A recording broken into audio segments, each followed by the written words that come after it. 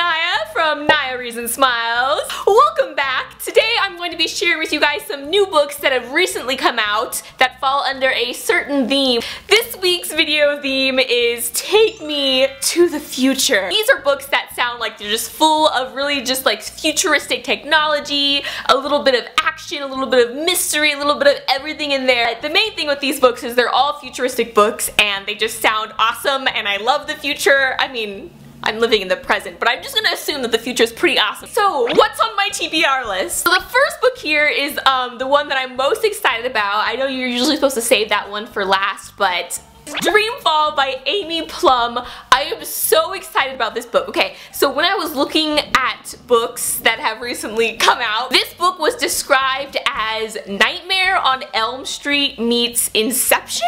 What? This book follows 7 teens who suffer from insomnia, who have just like, are just at the point where it's like they will try anything to get rid of their insomnia. All decide to take part in this experiment at this laboratory that is said to have a cure for insomnia. During the experiment, something happens and the machine breaks, and now all of them are stuck in this nightmare world, in their dreams, but instead of being like stuck in, I don't know, what do you dream about, like Narnia or something, they're stuck in their nightmares and they have to fight through all of their fears and figure out how to get out of their own heads. So each of these 7 teenagers all have their own, you know, their own fears, their own secrets, their own past, but now they're all stuck in that area of their mind. This book sounds so awesome. I'm so pumped to read it. Next book here is one that just sounds like, honestly, not too far off. Like, I feel like this is like a world or a future that's actually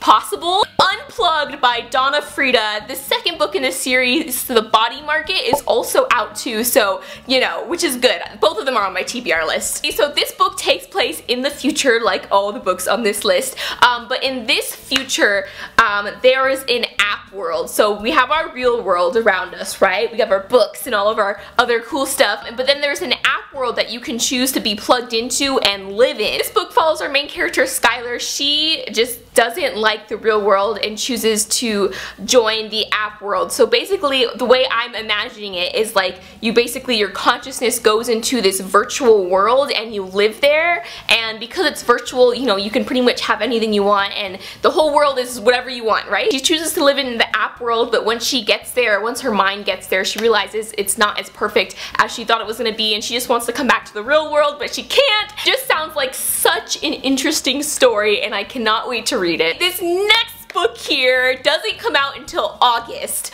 but it's already on my TBR list because it just sounds so like, I just love books that have to do with like the environment, and this one does have to do with the environment and the future. Blight by Alexandra Duncan. So this book, again, it's another book that doesn't sound too far off, that could actually be probable. So this book follows our main character, Tempest. She works as a guard for this company that produces genetically modified foods or genetically engineered foods. Now she's grown up with this company and is now working as a guard for this company, and basically she defends the company and all of the crops from scavengers who come and try to steal the food. One day, scavengers come and they're able to get in and they accidentally set off an explosion that ends up releasing this blight that kills everything.